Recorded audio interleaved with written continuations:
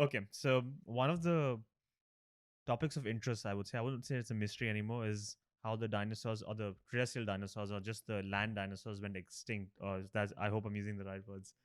And while there is a massive crater in Mexico that validates that there was a meteor impact, there is still debate about it, whether they were on the decline or whether it was an actual instant event that caused it. So where do you stand on this? What do you think was the most likely cause?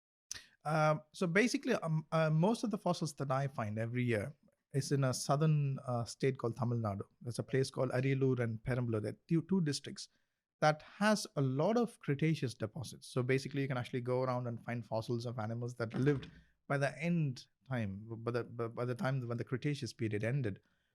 One strange thing is like there is a researcher from Princeton University called Greta Keller.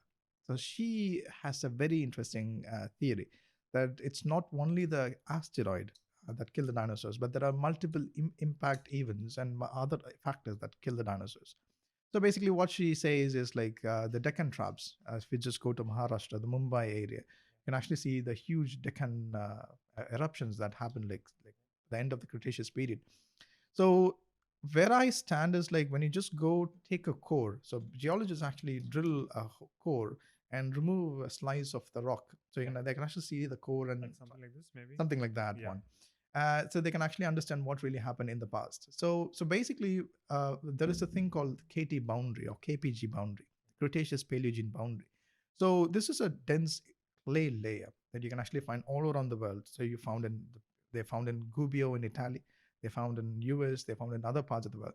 So basically, when the huge asteroid struck Earth, it like threw a lot of iridium in the atmosphere, and it started settling down. And at one point, you can actually see one fine layer of clay rich in iridium, and then after that, you don't see any dinosaur bones above that one. So that kind of marks the end of the dinosaurs. But in this case, like you don't see the KT boundary in India. So even in North India, you can actually see it, but Southern India, you can't really see the KT boundary. So what Keller and other workers have said, something that I would really like to believe, is that the Deccan volcanism made things much more worse. So people think all the dinosaurs went extinct 66 million years ago, but dinosaurs were already in the point of decline even before that one. Some dinosaurs were already going extinct. But what I think is like the Deccan volcanism might have changed the climate so drastically. The dinosaurs were already in the path to decline, and the asteroid made it worse. It was more like a final nail in the coffin. So things are already worse, and then you have it's more like we have this. We are halfway through the COVID pandemic, and imagine like if there is one more virus that like turns up, that's going to just like mess up things. So it's just like things were already bad, and the asteroid made it much more worse. In the book, The Rise and Fall of Dinosaurs, there's a similar argument where they say that it, from what they found, is that even vegetation was on the decline. It's just seasonal things on that were happening on Earth, and as a result, the herbivores dinosaurs were on the decline. Absolutely. And there was that narrow window where the actual asteroid had impacted, Exactly. and because Exactly. of that, those food chains didn't survive. And they True. say that if the asteroid had maybe impacted maybe another 100 years later or something of that sort, then they It, might have survived I so mean, far. even if the asteroid had missed it by a few kilometers, and if it had landed somewhere else, the problem is like it landed on the right. I don't know if it is a right word to say it is a right spot. It landed on the wrong spot for the dinosaurs.